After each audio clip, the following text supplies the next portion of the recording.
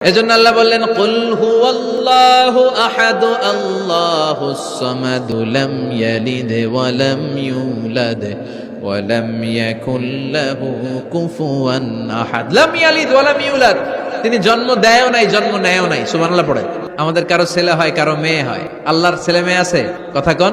মক্কার মুশরিকরা বলতো আল মালাইকাতু বানাতুল্লাহ, ফেরেশতারা আল্লাহর মাইয়া। কি কইতো? ফেরেশতারা আল্লাহর মেয়ে।